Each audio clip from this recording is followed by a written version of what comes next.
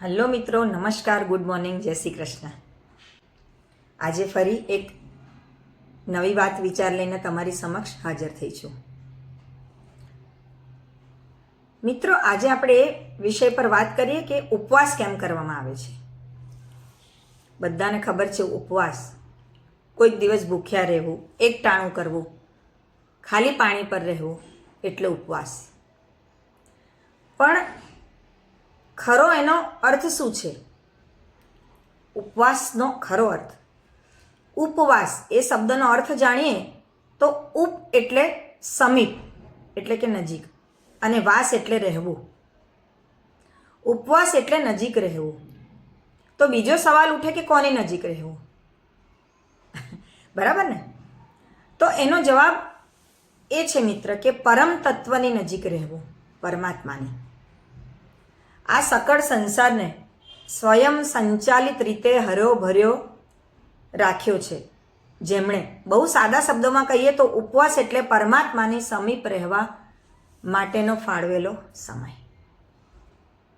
કેમ મિત્ર, આપણા ઘરમાં કથા વાર્તા હોય, પૂજન હોય, આપણે બેસવાનું હોય કરાવવા, તો મહારાજ આપણને કહે છે કે ઉપવાસ રાખો તો સારું, કારણ કે આપણે પ્રભુ ભજનમાં એટલો સમય મનની શાંતિથી જાળવવાનો છે, કોઈ આકાર વિકાર વગર શરીરના. હવે મિત્રો વાત કરીએ તો ઉપવાસને સંલગ્ન જે છે અનાજ મેળવવું, એને સાફ કરવું, રાંધવું, ખાવું ને પચાવવું.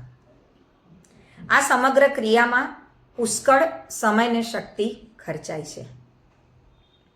આવા સમયે ક્યારેય બિલકુલ ખાધા વિના માનવી એટલો સમય અને શક્તિ બચાવી એનો ઉપયોગ પરમાત્માની સમીપ રહેવા માટે ફાળવવાનો સંકલ્પ કરે તો એને શારીરિક અને માનસિક બંને રીતે લાભ થાય. આપણા પૂર્વજો અને ઋષિમુનિઓએ મહિનામાં 2-4 કે અમુક દિવસો એવા નક્કી કર્યા હતા કે જે દિવસે વ્યક્તિ કશું ખાધા વગર રહે એટલે કે ઉપવાસ કરે તો એને શારીરિક અને માનસિક શાંતિ અને સાતા મળે. હવે આ સિદ્ધિ મેળવી અને આ એક સિદ્ધ થયેલી હકીકત છે. કેટલાક લોકો ઉપવાસ નથી કરી શકતા હોતા, એવા માટે આપણા પૂર્વજોએ એક ટાણાનો વિકલ્પ રાખ્યો, જેમાં દિવસ દરમિયાન વ્યક્તિ એક જ વાર ભોજન લે. આ ઉપરાંત ઉણોદરી વ્રતનું પણ આયોજન કરવામાં આવ્યું, એટલે જેમાં વ્યક્તિ ભૂખ હોય એના કરતાં ઓછું જમે. તો વળી ભર્યા ભાણાનું પણ વ્રત હોય છે, જેમાં વ્યક્તિ થાળીમાં પીરસાઈ જાય પછી બીજી વખત કોઈ ચીજ લેતા નથી.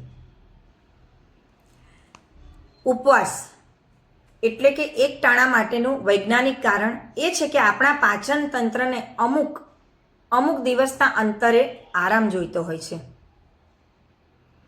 આવો આરામ મળતા પાચન તંત્ર સારી રીતે કામ કરવા ફરીથી સજ્જ થાય છે, અને આપણને સૌને અનુભવ છે કે દરેક યંત્ર કે તંત્રને થોડા દિવસે આરામની જરૂર હોય છે. મહિનો થાય એટલે આપણે કોઈ પણ યંત્રને સાફસૂફ કરવું પડે, ઓઇલિંગ કરવું પડે, અને એના બધા મશીનરીને કાર્યરત રાખવા માટે એને સ્વચ્છ કરવું પડે. તો કચેરીઓમાં ચાલતા તંત્રને અઠવાડિયે એક રજા આપવામાં આવે છે, જેથી એમાં કામ કરનારાઓ ફરી તાજા થઈ કામ કરવા પુનઃ સજ્જ થાય. તો એમાં શરીરના તંત્રનો પણ શું વાત છે, બરાબર ને? શું આપણે એને થોડા સમયના અંતરે આરામ ન આપવો જોઈએ? જરૂર આપવો જોઈએ ને. તો એ પણ ફરીથી સુસજ્જ થઈને કામ સારી રીતે કરી શકે, જે ખૂબ મહત્વનું છે માણસ માટે.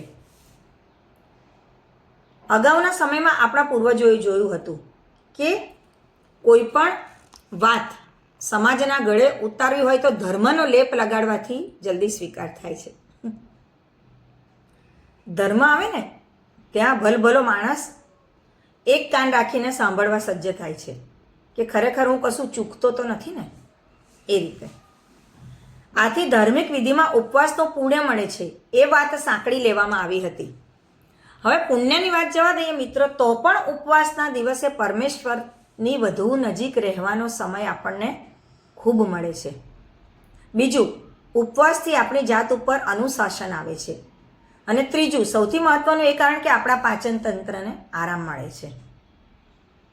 બધા લોકો ઉપવાસ કરી શકતા નથી હોતા, એથી ઉપવાસ કરનારને કેટલું કષ્ટ પડતું હશે એવો વિચાર એમને આવે છે. અને ઉપવાસ કરનાર પ્રત્યે એમને અહોભાવ જાગે છે કે હું આ નથી કરી શકતો પણ આ કરી જાણે છે. એમના માટે માન આદર એને આવે છે. ક્યારેક અન્યાયનો સામનો કરવા માટે પણ ઉપવાસનું શસ્ત્ર ઉગામવામાં આવે છે. મહાત્મા ગાંધીએ અંગ્રેજોના શાસન વિરુદ્ધ ઉપવાસો કર્યા હતા. તેથી જ મિત્રો આ મેં વાત કરી કે ઉપવાસ કેમ કરવામાં આવે છે. તમે મારી સાથે આ વિડીયોમાં રહ્યા અને સાંભળ્યું તો હવે ચોક્કસ આપણે આપણી ભારતીય ધાર્મિક સંસ્કૃતિ અનુસાર ઉપવાસનું મહત્ત્વ સમજીને આપણા જીવનમાં એને ઉતારવાનો પ્રયત્ન કરીશું. આપણા શરીરના તંત્રને સ્વચ્છ રાખવાનો પ્રયત્ન કરીશું, પાચન તંત્રને આરામ મળે એક દિવસ એવું ચોક્કસ યાદ રાખીને ઉપવાસ કરીએ તો વધુ સારું. મારા આ વિડીયોને લાઇક, શેર, મારી ચેનલને સબસ્ક્રાઈબ કરજો, બેલ આઇકન પ્રેસ કરી દેજો. મારા દરેક વિડીયોને પ્રેમપૂર્વક સાંભળવા બદલ આપનો ખૂબ આભાર. જય શ્રી કૃષ્ણ. ફરી મળીશ.